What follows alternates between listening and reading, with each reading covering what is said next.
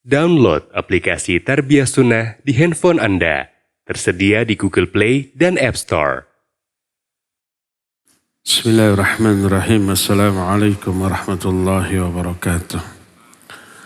Alhamdulillah wassalatu wassalamu ala Rasulillah Muhammad ibn Abdillah wa ala alihi wa ashabihi wa mawalah wa man tabi'ahum bi ihsanin ila yaumil qiyamah. Wa ba'd. Hadirin jamaah Masjid Agung Al-Ukhwah Bandung yang Allah muliakan. Alhamdulillah kita kembali berjumpa untuk melanjutkan kajian rukun iman. Kita sedang membahas rukun iman pertama, yaitu iman kepada Allah Azza wa Jalla. Sudah kita terangkan rukun iman pertama atau iman kepada Allah mencakup 4 poin. Pertama, iman kepada keberadaan Allah. Allah itu ada. Tidak terlihat, tidak terdengar, tidak terjangkau oleh panca indera, tapi wajib diyakini ada. 4 dalil yang membuktikan keberadaan Allah itu sudah kita terangkan di pertemuan yang lalu. Poin kedua, beriman kepada rububiyah Allah. Ini wajib. Apa makna beriman kepada rububiyah Allah? Meyakini Allah sebagai satu-satunya Rabb. Tidak ada syarikat dalam hal ini. Apa itu Rabb? Rabb maknanya man lahul khalqu wal mulku wal amru. Zat yang memiliki seluruh makhluk, memiliki kekuasaan, kerajaan, seluruh alam jagat raya ini kekuasaannya, dan yang memiliki perintah. Sehingga tidak ada pencipta selain Dia, tidak ada raja penguasa selain Dia, dan seluruh urusan perintah hanya milik Dia, milik Allah. Itulah makna Rabb. Allah berfirman dalam surah Al-A'raf ayat 54, Ala lahul khalqu wal amru. Ingatlah, milik Allah lah seluruh ciptaan, seluruh makhluk, dan seluruh urusan. Seluruh urusan itu milik Allah, maknanya seluruh urusan diurus, diatur, ditetapkan oleh Allah Azza wa Jalla. Dalam surah Fatir ayat 13 Allah berfirman, Dzalikumullahu rabbukum lahul mulk. Walladzina tad'uuhum min dunih la yamlikuna min qitmir. Yang demikian itu karena Allah lah Rabb kalian. Lahul mulku, milik Dialah seluruh kekuasaan. Sedangkan berhala-berhala yang kalian sembah selain Allah, mereka tidak memiliki kekuasaan walaupun setipis kulit kita. Jadi meyakini atau beriman bahwa Allah satu-satunya Rabb berarti beriman kepada rububiyah Allah. Nyaris di dunia ini tak ada satupun makhluk yang mengingkari tentang kerububiyahan Allah. Mungkin ateis ya, mereka tidak percaya adanya Allah, otomatis tidak meyakini kerububiyahan Allah. Tapi umumnya orang kafir, orang musyrik selain ateis yang meyakini Allah ada juga meyakini kerububiyahan Allah. Kalau toh ada yang mengingkari itu karena ketakaburan. Hati kecilnya meyakini. Contohnya Fir'aun. Dia menyatakan ana rabbukumul a'la. Akulah Rabb kalian yang paling tinggi. Mengaku dirinya Rabb. Bahkan mengaku dirinya ilah, sesembahan. Sebagaimana firman Allah dalam surah Al-Qasas ayat 38, Berkata Fir'aun, "Ya ayyuhal mala ma alimtu lakum min ilahin ghairi." Wahai para pembesarku, aku tidak mengetahui ada sesembahan lain bagi kalian selain aku. Jadi Fir'aun mengaku diri Rabb, juga mengaku diri ilah. Tapi ini tidak didasarkan kepada keyakinan Fir'aun. Keyakinannya meyakini Allah itu ada, asa dakwah Nabi Musa itu benar. Kok kita bisa tahu hati Fir'aun? Kita mah nggak tahu, tapi Allah tahu. Lalu Allah memberitahukan keyakinan Fir'aun ini kepada kita. Terus kalau memang Fir'aun meyakini keberadaan Allah, kekuasaan Allah, kenapa ingkar? Karena kezaliman dan ketakaburan. Banyak orang yang ngaku ini benar, tapi takabur, sombong ditolak karena takut kehilangan kekuasaan, jabatan, pengikut, sanjungan, dan seterusnya. Contohnya Fir'aun. Allah terangkan apa yang diyakini oleh Fir'aun ini dalam Al-Quran surah An-Naml ayat 14. Wajahadu biha wastaiqanatha anfusuhum zulman wa uluwa. Fir'aun dan bala tentara itu menentang dakwah Nabi Musa. Wastaiqanatha anfusuhum, padahal hati-hati mereka meyakininya. Meyakini kebenaran dakwah Nabi Musa. Kenapa ditentang? Zulman wa uluwa. Karena kezaliman dia dan kesombongan, merasa diri tinggi. Tadi kan ana rabbukumul a'la. Aku Tuhanmu yang paling tinggi. Dan seterusnya. Lihat juga surah Al-Isra ayat 103. Allah berfirman tentang dialog Nabi Musa dan Fir'aun. Berkata Nabi Musa kepada Fir'aun, "Laqad alimta ma anzala haula illa rabbus samawati wal ardi basair. Wa inni la'adhunnuka ya Fir'aunu mathbura." Berkata Nabi Musa kepada Fir'aun, kan kamu sudah tahu, hai Fir'aun, tak ada yang menurunkan ayat-ayat ini, wahyu ini, kecuali Rabbul Alamin. Kamu kan sudah tahu, sudah mengakui. Kecuali penguasa langit dan bumi sebagai bukti. Dan aku meyakini kamu, hai Fir'aun, pasti binasa. Berdasarkan hal itulah maka Fir'aun mengaku dirinya Rob yang paling tinggi, mengaku dirinya ilah, sesembahan yang tidak ada duanya, itu karena ketakaburan, kezaliman atau kesombongan. Hatinya meyakini kebenaran dakwah Nabiullah Musa. Termasuk orang-orang musyrik zaman Nabi alaihi salatu wassalam, mereka meyakini, mengakui kerububiahan Allah. Walaupun menyembah kepada selain Allah. Kepada Allah menyembah, kepada selain Allah juga menyembah. Tapi mereka meyakini bahwa Allah satu-satunya Rabb. Sebagaimana firman Allah dalam Al-Quran, dalam surah Al-Mu'minun mulai 84 sampai 89. Qul limanil ardu wa man fiha in kuntum ta'lamun sayaquluna lillah. Qul afala tadhakkarun. Qul man rabbus samawati sab'i wa rabbul arshil azim sayaquluna lillah.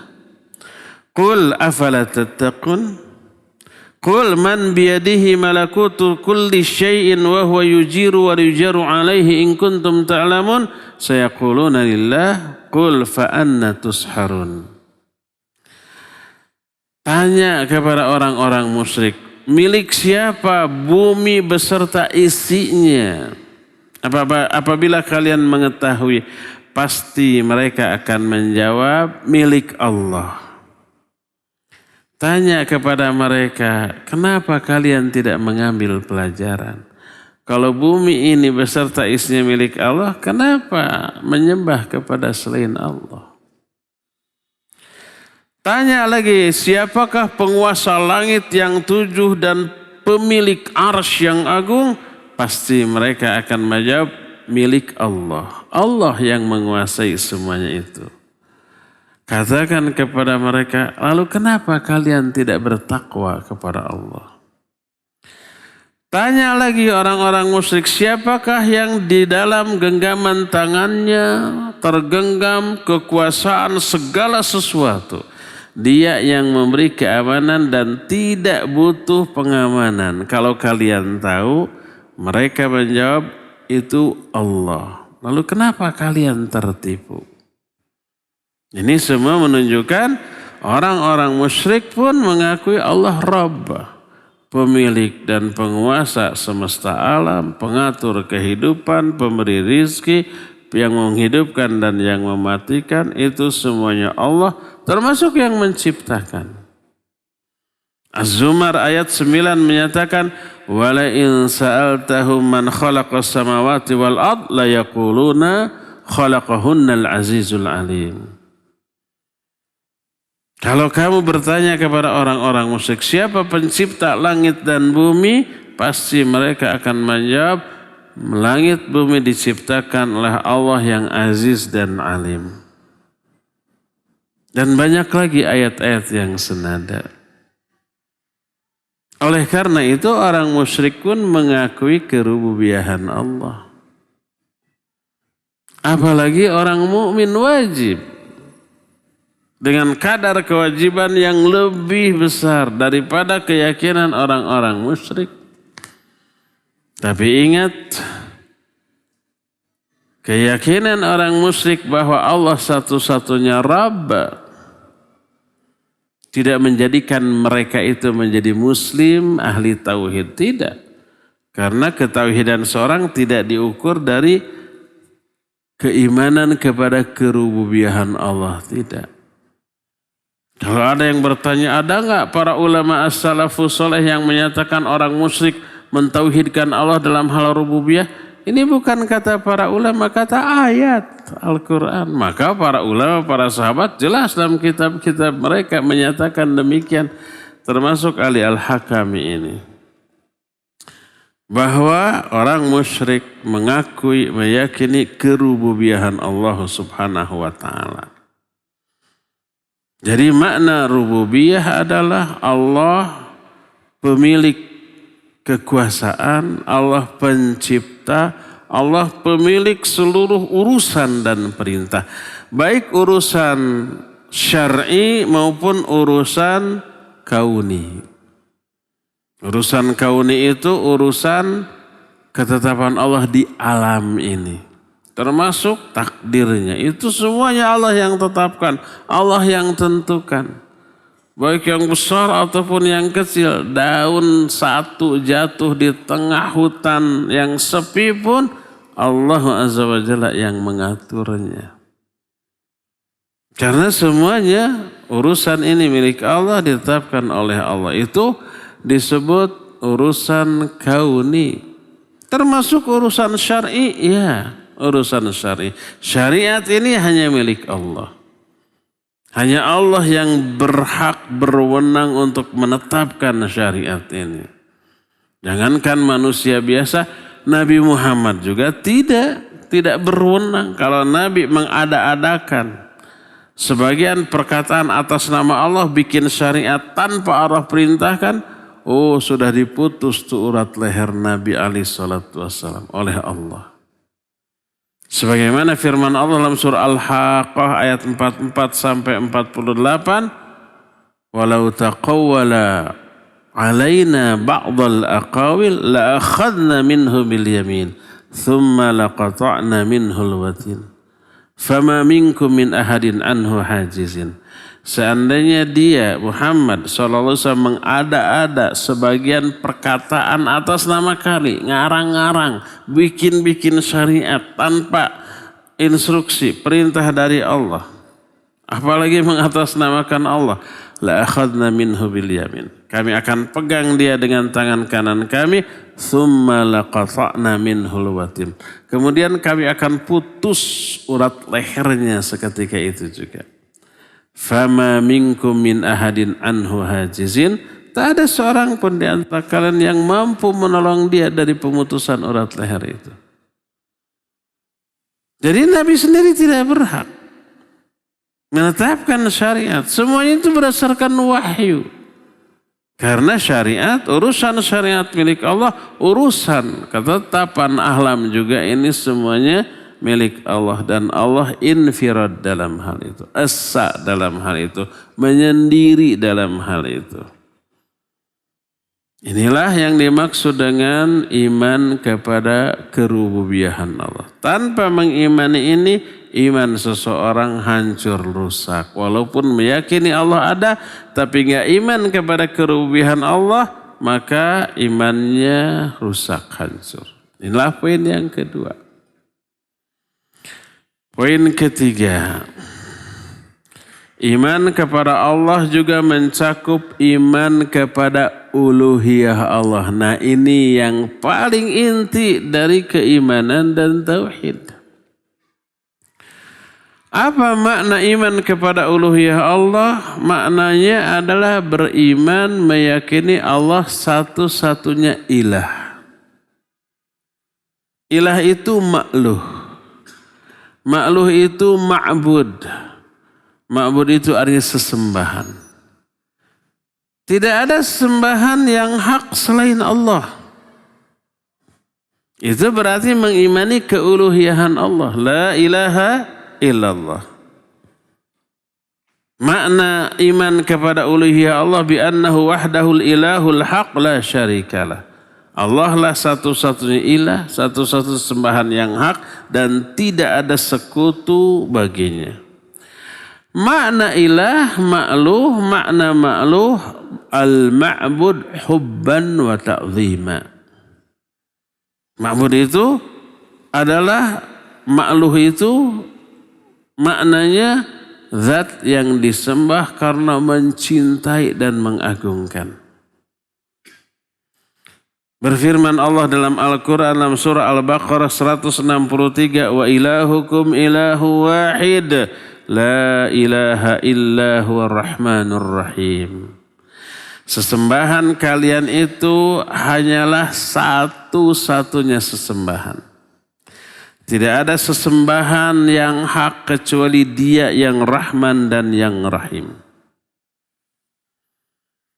Allah pun menjadi saksi tentang keesaan Allah juga para malaikat dan manusia. Tapi manusia yang bersaksi tentang keesaan Allah itu hanya manusia yang berilmu, bukan seluruh manusia. Allah menyebut 3 saksi tentang keesaan Allah. Allah sendiri, para malaikat dan orang-orang yang berilmu. Sebagaimana Allah terangkan dalam surah Ali Imran 18, Syahidallahu annahu la ilaha illahu wal malaikatu wa ulul ilmi qa'iman bil qist la ilaha illahu al azizul hakim. Kata Allah, Allah bersaksi bahwa tidak ada sesembahan yang hak selain Dia. Satu-satu sembahan yang hak hanyalah Allah. Saksinya pertama Allah. Wal malaikatu dan para malaikat. Wa ulul ilmi qa'iman bil qist dan ahli ilmu yang tegak menegakkan keadilan dengan ilmunya. 3 yang Allah sebut sebagai saksi atas kalimat tauhid. Allah, para malaikat dan orang-orang yang berilmu. La ilaha illa huwal azizul hakim. Tidak ada sembahan yang hak selain Dia yang maha aziz dan maha hakim. Semua orang yang menjadikan sesembahan lain selain Allah, kepada Allah menyembah. Tapi kepada yang lain juga menyembah. Kepada Allah ibadah, kepada yang lain juga ibadah. Maka tauhid al-uluhiyahnya batal. Gugur, rusak. Karena makna la ilaha illallah kan satu-satunya sembahan yang hak Allah. Kok nyembah ke yang lain? Berarti batal nih tauhid. Allah berfirman dalam Al-Quran dalam beberapa ayat dengan kalimat yang sama. Di antara surah Al-Hajj ayat 62 Allah menyatakan, "Dzalika bi anna Allaha huwal haqq wa anna ma yad'una min dunihil batil wa anna Allaha huwal aliyyul kabir." Ini juga ada dalam surah Luqman. Kata Allah, yang demikian itu karena Allah ya satu-satunya sesembahan yang hak. Dan apa yang mereka sembah selain Allah adalah sesembahan yang batil.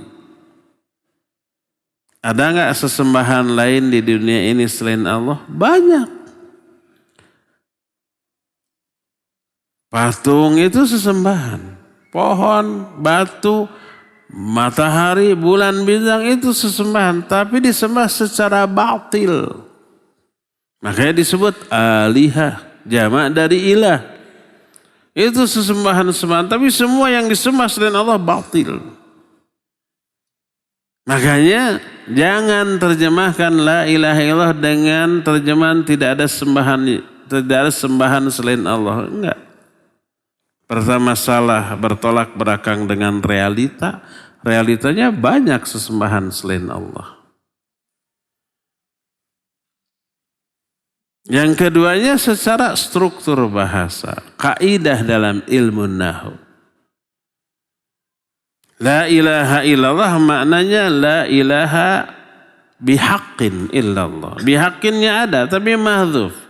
Dibuang, tidak perlu diungkapkan karena sudah tercakup.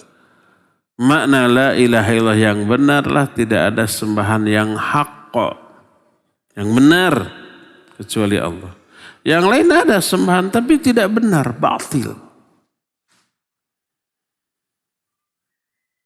Termasuk penamaan mereka sebagai sesembahan tidak berarti mereka memiliki hak untuk disembah. Seperti Lata, Uzza, Manat, dan yang lain-lain.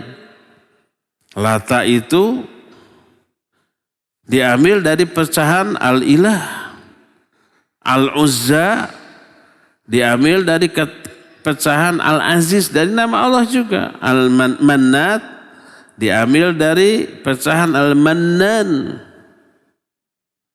Itu semuanya nama-nama Allah. Lalu pecahan katanya diambil. Lata, Uzza, Manat. Dan itu nama-nama yang mereka tetapkan bagi sesembahan mereka. Afara'aitumul Lata wal Uzza wa Manata tsalitsatal ukhra. Apakah kalian tidak memperhatikan Lata, Uzza, dan Manat yang ketiganya? Ini Allah sebut setelah Allah menerangkan kekuasaan Allah yang diperlihatkan kepada Nabi SAW pada waktu peristiwa Mi'raj. Ketika Mi'raj sampai ke langit ke-7, sampai ke Sidratul Muntaha. Melihat malaikat Jibril dalam bentuk asli. Ada surga ma'wa, melihat tanda-tanda kebesaran Allah luar biasa. Walaqad ra'ahu nazlatan ukhra. Ini dalam surah An-Najm. Nabi SAW telah melihat malaikat Jibril dalam bentuk asli. Di mana? Inda Sidratul Muntaha. Di Sidratul Muntaha. Indaha jannatul ma'wa. Di samping Sidratul Muntaha ada surga ma'wa. Idh yagsha sidrata ma yagsha. Ketika itu Sidratul Muntaha tertutup oleh sesuatu yang menutupi, indah, warna-warni. Mazaghal basaru wa matagha. Sampai mata Nabi SAW tidak pernah lepas melihat penutup dari Sidratul Muntaha yang sangat indah itu. Laqad ra'a min ayati rabbihil kubra. Sungguh Nabi SAW telah melihat tanda-tanda kekuasaan Allah yang sangat dahsyat. Setelah begitu lalu ayat tadi afara'aitumul Lata wal Uzza wa Manata tsalitsatal ukhra. Nah sekarang kau perhatikan Lata, Uzza, Manat yang ketiganya. Coba apa tanda-tanda keuluhiyahan mereka, keistimewaan mereka, kehebatan mereka? Enggak, itu cuma batu, itu cuma kayu atau pohon yang enggak bisa bergerak sedikit pun. Enggak bisa memberi manfaat baik untuk diri apalagi untuk orang lain. Enggak bisa menolak madarat dari diri sendiri apalagi dari orang lain. Allah menyatakan in hiya illa asma'un sammaitumuha antum wa ba'ukum ma anzalallahu biha min sultan.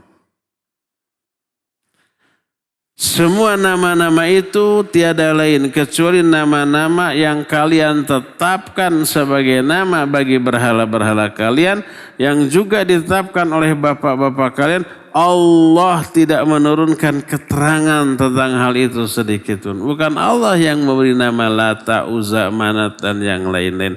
Hanya mereka saja. Itu menunjukkan mereka menyembah Allah tapi menyembah juga kepada selain Allah. Allah dibuat saingan dan tandingan bagi dia dalam hal peribadatan atau penyembahan. Berkata juga Nabi Hud alaihissalatu wassalam kepada kaumnya. Kaumnya kan mendebat Nabi Hud tentang Allah dan berhala-berhala yang mereka sembah. Kata Nabi Hud, atujadilunani fi asma'in sammaitumuha antum wa aba'ukum ma nazzalallahu biha min sultan. Apa kalian akan mendebatku tentang nama-nama berhala kalian yang kalian tetapkan sebagai nama bagi berhala kalian juga ditetapkan oleh bapak-bapak kalian? Padahal Allah tidak menurunkan keterangan tentang hal itu sedikit pun. Demikian juga Nabi Yusuf ketika beliau dipenjara karena fitnah. Tidak semua yang dipenjara karena bersalah ya. Banyak orang dipenjara karena kezaliman orang lain. Termasuk siapa? Nabi Yusuf dipenjara. Di penjara ada dua sahabatnya yang bertanya tentang mimpi yang mereka alami. Sebelum diterangkan, Nabi Yusuf mendakwahi dulu mereka tentang tauhid. Allah jelaskan ini dalam Al-Quran dalam surah Yusuf ayat 39 dan ayat 40. Kata Allah dalam ayat itu, arbabun mutafarriquna khairun amillahul wahidul qahar. Ma ta'buduna min dunihi illa asma'an sammaitumuha antum wa abaukum ma anzalallahu biha min sultan. Kata Nabi Yusuf kepada dua kawannya di penjara, mana yang lebih baik, apakah beberapa sesembahan yang berbeda-beda ataukah Allah yang esa dan berkuasa? Apa yang kalian sembah selain Allah tiada lain kecuali hanya nama-nama yang ditetapkan oleh bapak-bapak kalian dan oleh kalian. Para Allah tidak menurunkan keterangan tentang hal itu. Oleh karena itu, para nabi, para rasul alaihimussalatu wassalam diutus dengan membawa satu misi yang sama, yaitu mengajak manusia hanya menyembah kepada Allah. Beribadahlah kepada Allah. Semua nabi menyatakan, ya qaumi ibudullaha ma lakum min ilahin ghairuh. Hai kaumku, sembahlah oleh kalian hanya Allah. Yang tak ada sesembahan yang lain bagi kalian selain Dia. Semua nabi begitu. Tapi bagaimana respon dari kaumnya? Kebanyakan mereka menentang, memusuhi, memerangi sampai membunuh. Di antara nabi ada yang terbunuh. Karena dakwah tauhid. Kalau mereka hanya diajak sembahlah Allah, mereka tidak keberatan. Memang menyembah Allah. Tapi ketika dilarang, sembahlah hanya Allah dan tinggalkan sembahan lain. Nah baru mereka berontak. Itu terjadi terus sampai akhir zaman. Sampai zaman kiwari kita bilang ibadahlah hanya kepada Allah, berdoalah hanya kepada Allah, mintalah hanya kepada Allah. Jangan berdoa, jangan ibadah, jangan minta kepada selain Allah. Kalau umpama berdoalah kepada Allah, nggak ada orang yang keberatan. Memang mereka suka berdoa kepada Allah. Tapi ketika kita mengatakan jangan berdoa meminta kepada selain Allah ke kuburan, ke ruh-ruh orang yang sudah mati, baru berontak. Itu memang sudah menjadi sunnatullah di zaman baheula keneh, dari sejak zaman dahulu.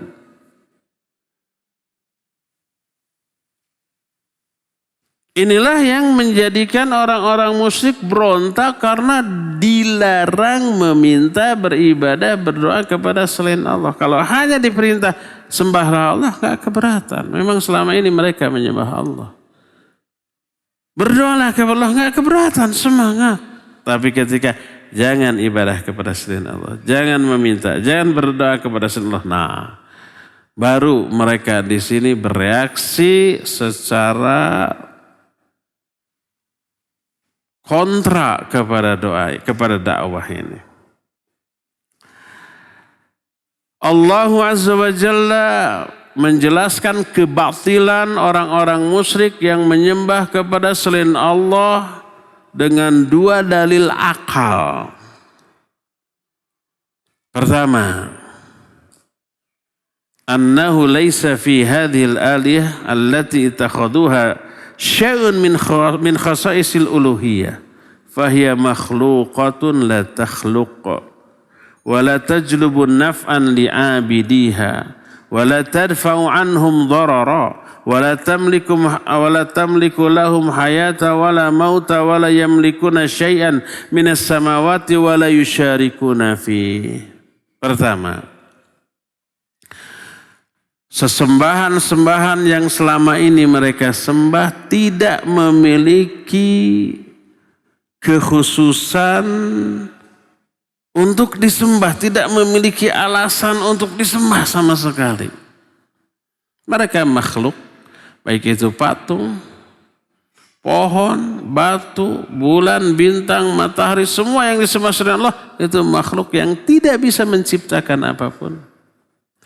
Tidak bisa memberi manfaat kepada orang-orang yang menyembahnya, tidak bisa menolak madarat dari orang-orang yang menyembahnya, tidak memiliki kemampuan untuk menghidupkan, untuk mematikan, tidak memiliki kemampuan untuk mengatur kehidupan di langit dan di bumi, bahkan tidak memiliki andil dalam pengaturan itu. Semuanya diatur oleh Allah Azza wa Jalla. Kalau begitu, untuk apa mereka disembah? Nggak ada alasan yang menyebabkan mereka itu harus disembah, layak disembah, nggak ada. Allah berfirman dalam surah Al-Furqan ayat yang ketiga, wattakhadhu min dunihi alihah la yakhluquna syai'an wa hum yukhlaqun wa la yamlikuna li anfusihim dharra wa la naf'a wa la yamlikuna mauta wa la hayata wa la nusyura. Mereka menjadikan sesembahan-sembahan lain selain Allah.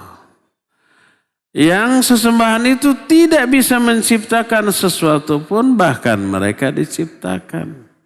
Patung diciptakan, bahkan dibuat oleh orang yang menyembahnya.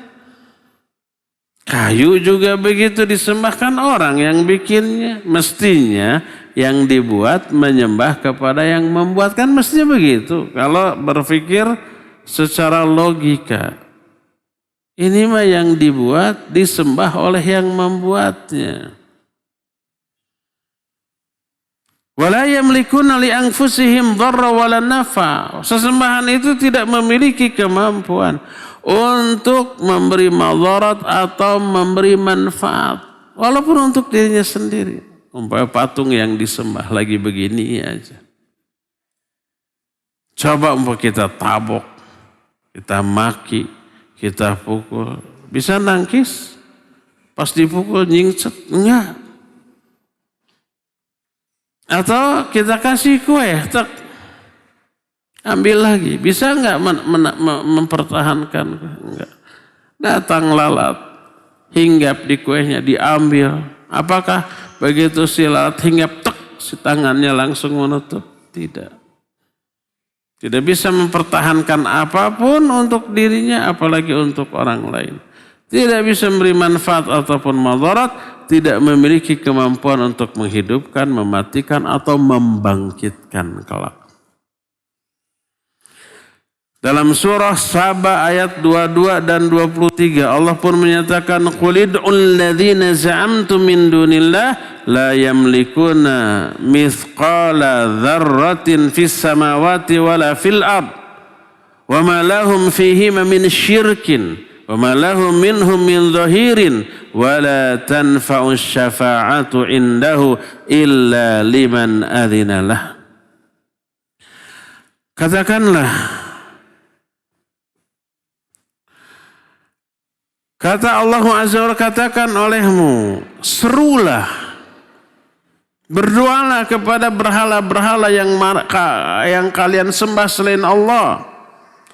Mereka itu tidak memiliki kekuasaan walaupun sekecil debu di langit ataupun di bumi. Mereka pun tidak memiliki peran baik dalam penciptaan langit dan bumi ataupun dalam pengaturan kehidupan di langit dan di bumi. Jadi kalau nggak ada peran untuk dalam hal menciptakan, dalam hal mengatur, untuk apa berhala itu disembah? Maka akal orang manapun pasti akan memahami, oh iya, pasti bakal meninggalkan penyembahan terhadap mereka. Surah Al-A'raf 191-192 menyatakan ayusyrikuna ma la yakhluqu syai'a wa hum yukhlaqun wa la yastati'una lahum nasran wa la anfusahum yansurun. Apakah mereka akan menyekutukan Allah dengan sesuatu yang tidak bisa menciptakan apapun, bahkan mereka diciptakan, dan sesembahan itu tidak mampu menolong baik diri sendiri apalagi orang lain yang menyembahnya? Enggak. Kalau sesembahan-sembahan itu keadaannya demikian, maka menyembah mereka, menjadikan mereka sembahan adalah sebodoh-bodoh kebodohan dan sebatil-batil kebatilan. Ini alasan yang pertama atau bukti bagaimana Allah membongkar kebatilan orang-orang musyrik yang menyembah kepada selain Allah. Penjelasan kedua, anna haula'il musyrikin kanu yuqirruna bi anna Allah Ta'ala wahdahu ar-Rabb al-Khaliq alladhi biyadihi malakutu kulli syai' wa huwa yajiru wa la yujaru alayh. Wa hadha yastalzimu an yuwahhiduhu bil uluhiyyah kama wahhaduhu bir rububiyyah. Kedua, orang-orang musyrik itu kan meyakini Allah satu-satunya Rabb, satu-satunya pencipta, satu-satunya pengatur alam jagat raya, satu-satunya yang di tangannya lah tergenggam kekuasaan segala sesuatu. Mestinya keyakinan ini mengakibatkan mereka mentauhidkan Allah juga dalam hal uluhiyah, sebagaimana mereka sudah mentauhidkan Allah dalam hal rububiyah. Jadi orang musyrik sudah mentauhidkan Allah dalam hal rububiyah, Allah satu-satunya pencipta, pengatur alam, mengatur langit dan bumi dan seterusnya, itu sudah memiliki. Tapi kenapa tidak berlanjut mentauhidkan Allah dalam hal penyembahan? Mestinya keyakinan Allah satu-satunya Rabb melahirkan sikap Allah satu-satunya yang harus disembah. Selain Allah tidak. Itu suatu yang rasional, logis, masuk akal, realistis. Dan Allah terangkan ini dalam Al-Quran. Dalam banyak ayat. Di antaranya Al-Baqarah 21 dan 22. Allah berfirman, "Ya ayuhan nasu u'budu rabbakumul ladzi khalaqakum walladzina min qablikum la'allakum tattaqun." Alladzi ja'ala lakumul arda firasya was samaa'a binaa'a wa anzala minas samaa'i maa'a fa akhraja bihi minas thamarati rizqan lakum fala taj'alu lillahi andada wa antum ta'lamun.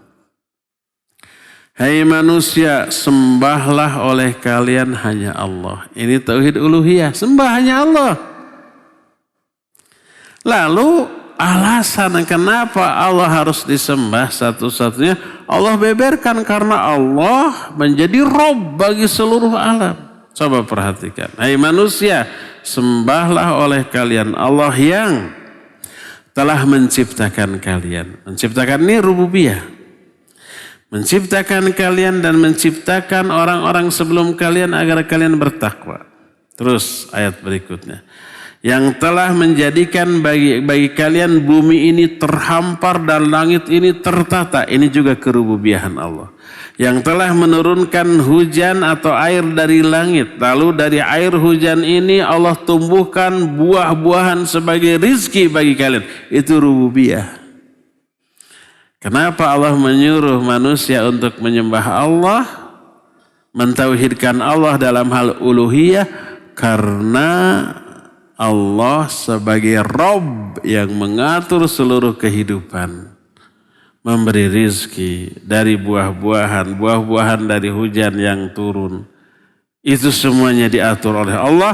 Lalu di akhir ayat, fala taj'alu ma'allah atau fala taj'alu lillahi andada wa antum ta'lamun. Jangan kalian jadikan tandingan-tandingan bagi Allah dalam hal penyembahan, padahal kalian tahu. Jadi tauhid rububiyah harus melahirkan tauhid al-uluhiyah. Dalam surah Yunus 31 dan 32 Allah pun berfirman, "Walain sa'altahum man khalaqahum layaquluna Allah fa anna yu'fakun." Seandainya kamu bertanya kepada mereka, siapa yang menciptakan mereka? Pasti mereka akan menjawab Allah. Lalu kenapa mereka bisa dipalingkan? Lalu Allah menyatakan, "Qul may yarzuqukum minas sama'i wal ard. Amma yamliku sam'a wal absar wa may yukhrijul hayya minal mayyiti wa yukhrijul mayyita minal hayy wa may yudabbirul amr fasayaquluna Allah faqul afala tattaqun fadzalikumullahu rabbukumul haqq famadza ba'dal haqqi illa dhalal fa anna tusrafun." Tanya olehmu hai Muhammad, siapa yang memberi rizki kepada kalian dari langit dan bumi?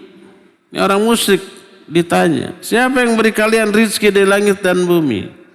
Atau siapa yang memiliki pendengaran dan penglihatan? Siapa yang mengeluarkan kehidupan dari kematian dan kematian dari kehidupan? Siapa yang mengurus seluruh urusan? Pasti mereka akan menjawab Allah. Itu kan tauhid rububiyah. Lalu Allah menegur, afala tattaqun. Lalu kenapa kalian tidak bertakwa kepada Allah? Tidak ibadah, tidak tunduk patuh taat kepada Allah. Kalau mengakui Allah sebagai Rabb, akui Allah sebagai satu-satunya ilah juga. Dialah Allah Rabb kalian yang sebenarnya. Maka tidak ada setelah kebenaran kecuali kesesatan. Bagaimana kalian bisa dipalingkan dari tauhid al-uluhiyah ini? Kalau umpamanya kita mau belajar tentang IT, ada profesor yang sangat ahli di bidang IT, lalu ada guru-guru yang tahu setengah, seperempat atau hanya dasar ilmu IT. Lalu kita bergurunya kepada guru-guru yang hanya tahu teori dasar. Profesor yang ahli ditinggalkan. Bodoh enggak kita? Super bodoh. Walaupun ada alasan, mereka tahulah dasar-dasar ilmu IT. Nah ini mah Berhala sesembahan tidak memiliki satu alasan pun yang layak untuk disembah. Disembah satu-satunya yang memiliki alasan yang sangat agung untuk disembah, diabaikan. Itu sebodoh-bodoh kebodohan, sebatil-batil kebatilan, seburuk-buruk keburukan, sezolim-zolim kezoliman. Kenapa syirik ini dianggap zalim? Karena menempatkan ibadah bukan pada tempatnya. Menunjukkan ibadah bukan kepada yang berhak. Ibadah ini hanya milik Allah. Tujukan hanya kepada Allah. Ini ditujukan kepada sama makhluk. Maka syirik termasuk kezaliman yang terbesar. Inna syirka la zulmun azim. Sesungguhnya syirik itu adalah sebuah kezaliman yang sangat besar. Inilah cakupan yang ketiga dari beriman kepada Allah.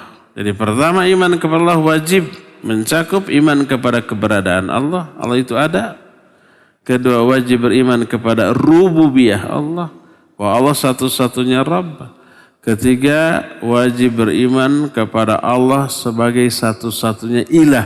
Satu-satunya sesembahan. Hanya Allah yang disembah, jangan menyembah kepada yang lain.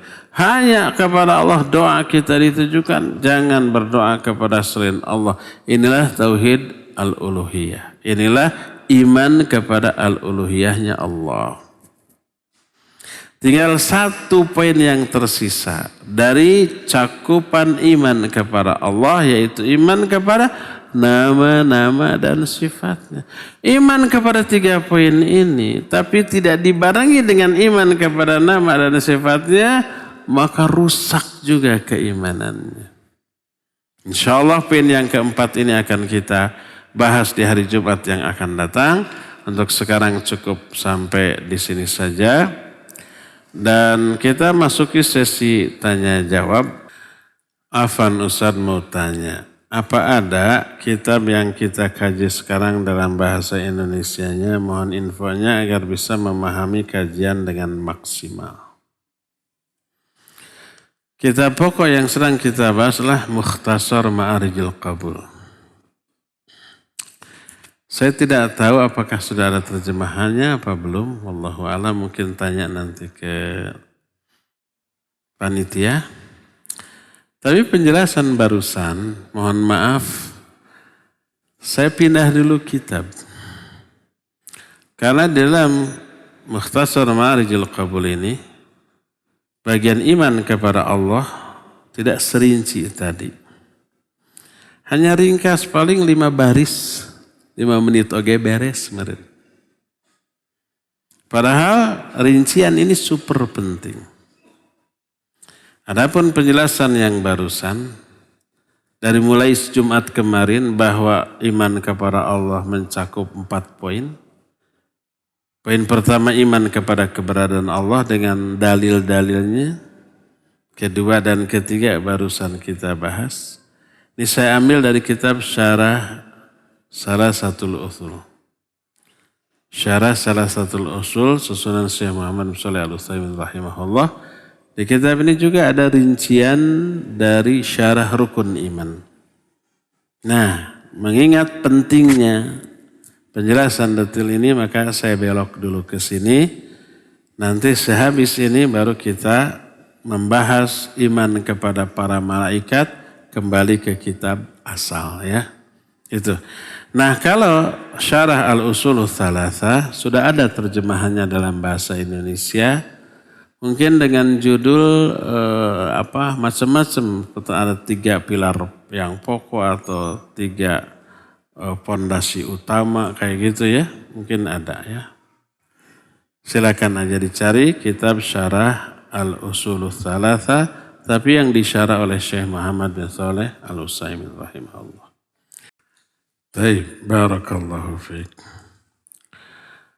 Tadi dikatakan berdoa hanya boleh kepada Allah dan tidak boleh kepada selain Allah. Berdoa, bagaimana sekarang berdoa kepada Allah tapi melalui perantara. Disebut tawassul. Sebagian kaum muslimin memandang tawasul boleh bahkan diperintahkan. Sekalipun kepada orang yang sudah mati selama orang itu diyakini soleh. Berdasarkan Al-Quran surah Al-Ma'idah, wabtaghu ilaihimul wasilah. Cari oleh kalian wasilah untuk bisa sampai kepada Allah. Ayat ini difahami maksudnya berdoa agar bisa sampai kepada Allah melalui perantara. Siapa perantaranya? Orang soleh yang sudah wafat. Kalau kita langsung doa kepada Allah, banyak dosa, banyak maksiat, banyak noda gitu, nggak didengar.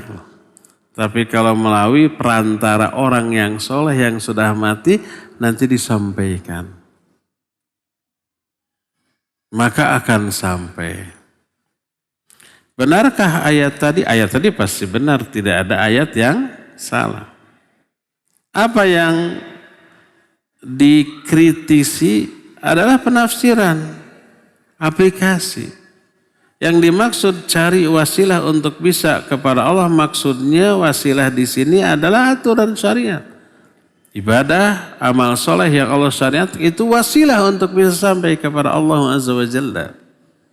Bukan wasilah di sini adalah dalam hal berdoa. Wabtaghu ilaihil wasilah, cari wasilah untuk bisa sampai kepada Allah. Maksudnya iman dan amal soleh. Itu yang sampai kepada Allah Azza wa Jalla. Adapun berdoa langsung kepada Allah. Lalu mereka memberikan ilustrasi. Kita menghadap presiden. Bisa nggak langsung ke sana? Nggak bisa.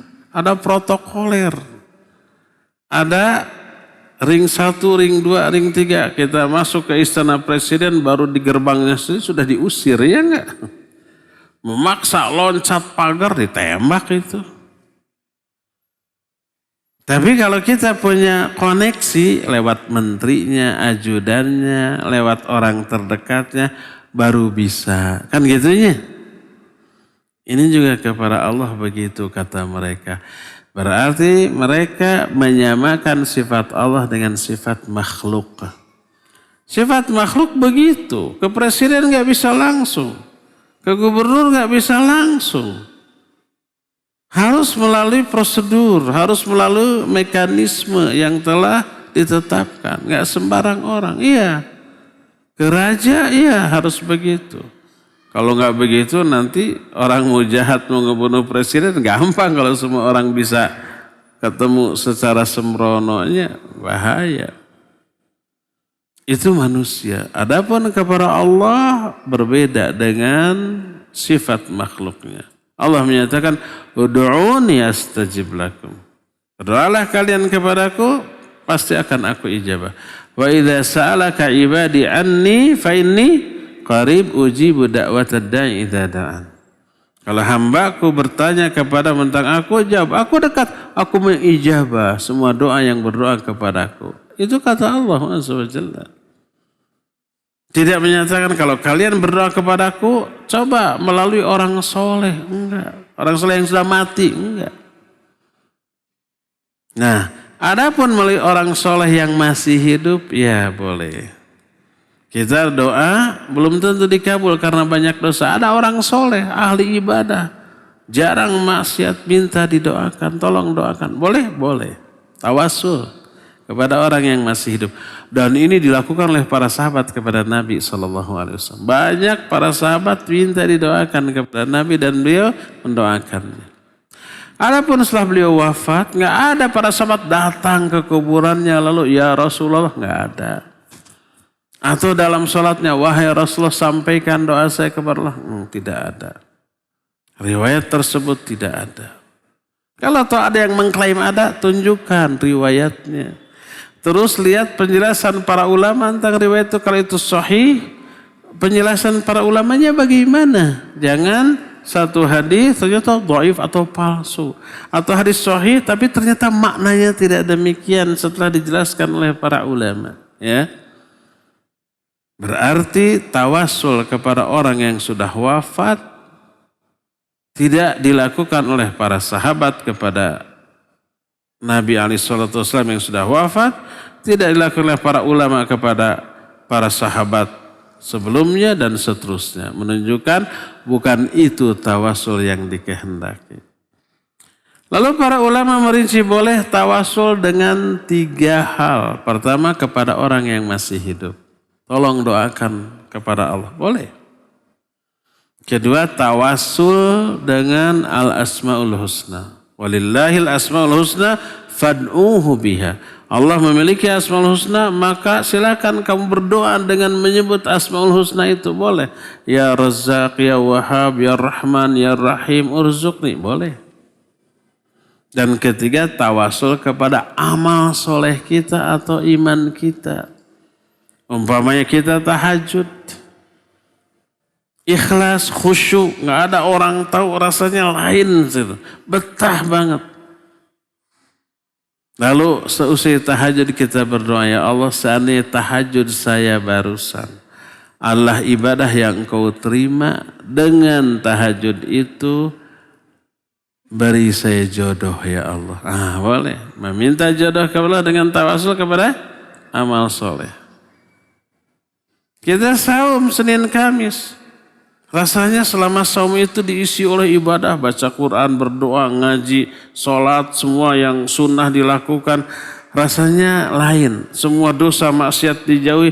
Pas buka, kemudian berdoa, ya Allah, seandainya saum saya barusan lah amal soleh yang Kau terima, dengan saum itu lunasi hutang-hutang saya. Ya. Boleh, itu tawasul kepada amal soleh. Ya, 3 itu yang dibolehkan. Wallahu a'lam.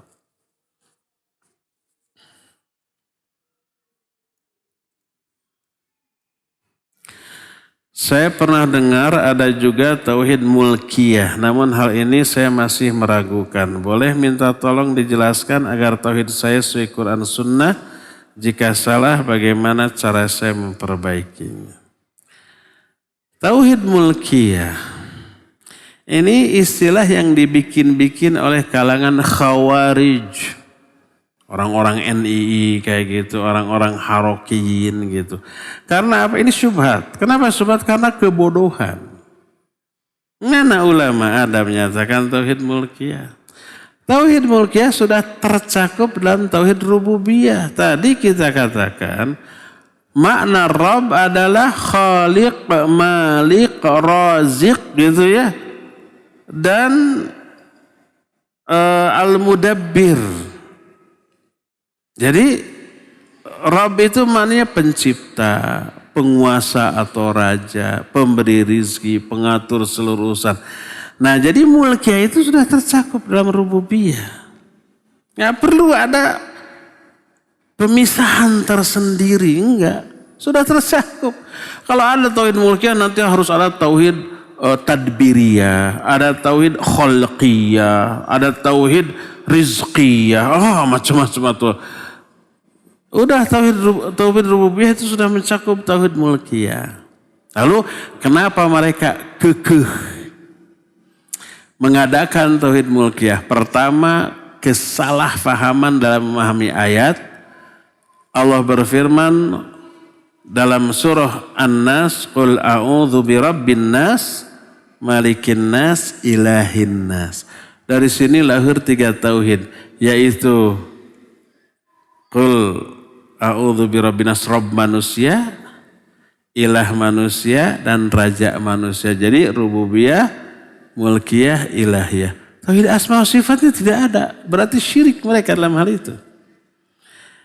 An-Nas ini tidak sedang berbicara masalah pembagian tauhid, tidak. Keliru mereka, ya. Ini alasan pertama. Alasan kedua, mereka selalu menarik segala masalah ke ranah politik atau masalah fiqih siasah.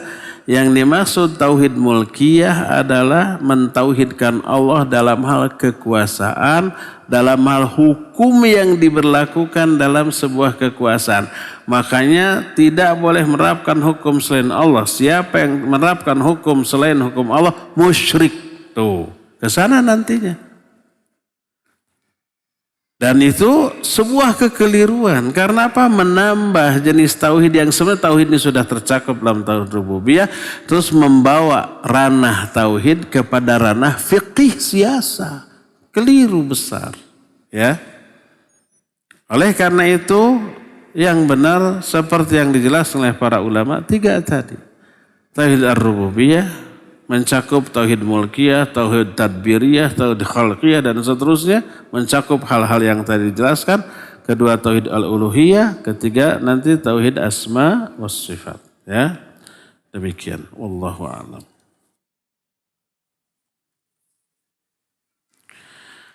Apabila kita sudah berusaha mendamaikan teman yang bermusuhan, ini materi kemarin nih. Namun teman tersebut menolak dan sulit untuk dinasihati. Apakah kita masih berdosa? Tidak, kita sudah melakukan kewajiban. Mendamaikan sudah, tapi mereka tidak mau didamaikan. Ini lihat Al-Quran. Surah Al-Hujurat ayat 9 yang kemarin dibacakan. Wa in ta'ifatani minal mu'minin iqtatalu fa aslihu bainahuma. Fa in baghat ihdahuma 'alal ukhra faqatilul lati tabghi hatta tafi'a ila amrillah. Kata Allah, kalau ada 2 orang mukmin yang saling berperang, damaikan antara keduanya. Fa in baghat ihdahuma 'alal ukhra, kalau yang satunya bugot, terus memberontak, pokoknya sekali perang tetap perang. Pokoknya enggak mau damai. Faqatilul lati tabghi, perangi itu mereka. Hatta tafi'a ila amrillah, sampai mereka kembali rujuk kepada aturan Allah. Oleh para ulama ini ditetapkan sebagai ayat yang mengatur hukum bughat. Bughat itu pemberontak kepada pemerintah yang sah. Perangi. Fa in baghat ihdahuma 'alal ukhra. Ya. Jadi kalau kita sudah mendamaikan tapi ada yang kekeh tidak mau berdamai, ya sudah, tanggung jawab kita sudah terlaksana, melakukan kewajiban mendamaikan. Adapun yang tidak bisa didamaikan, gimana lagi artinya? Itu tanggung jawab dia, dosa dia.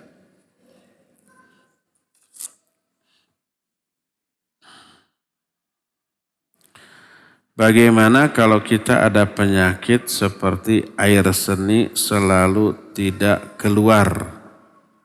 Air seni selalu tiba-tiba keluar.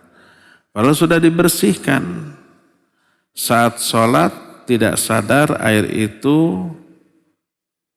air seni itu keluar. Saat sholat tidak sadar air seni itu keluar atau tidak. Apa harus mengulang sholat? Apakah sah sholatnya? Jazakallahu khairan. Taib, mungkin ada orang yang punya keluhan itu. Mungkin ada radang di saluran air kencing dan seterusnya.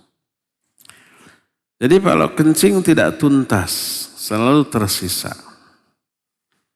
Dan sudah diusahakan keluar semua nggak bisa. Merasa semua udah keluar.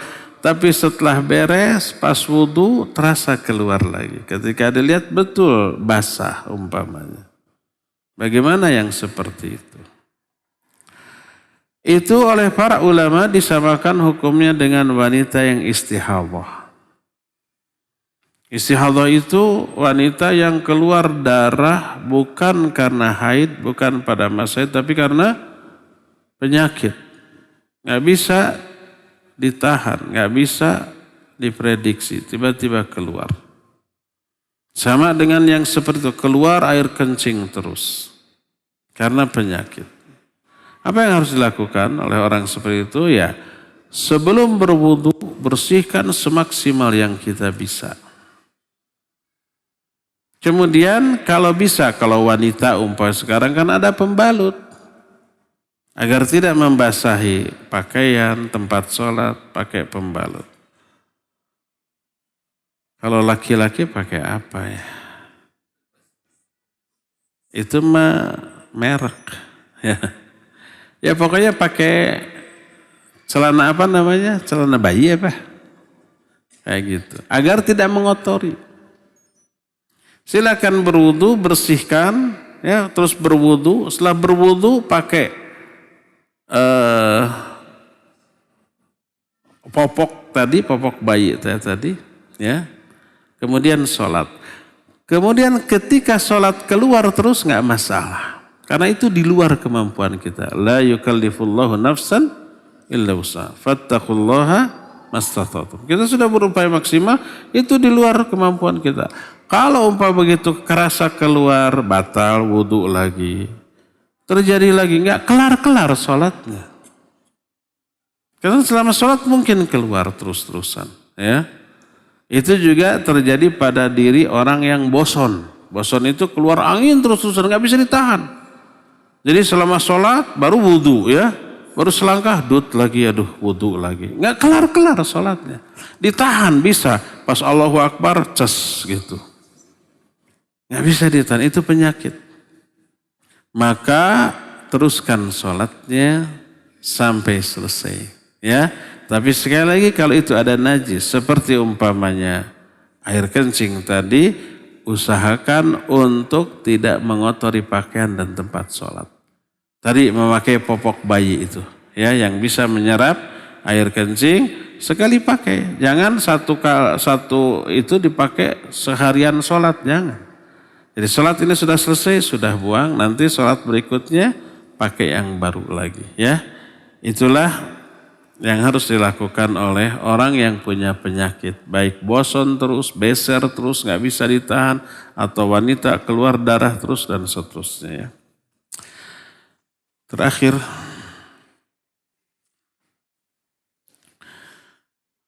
Bagaimana hukumnya memberi hadiah kepada guru atau wali kelas anak?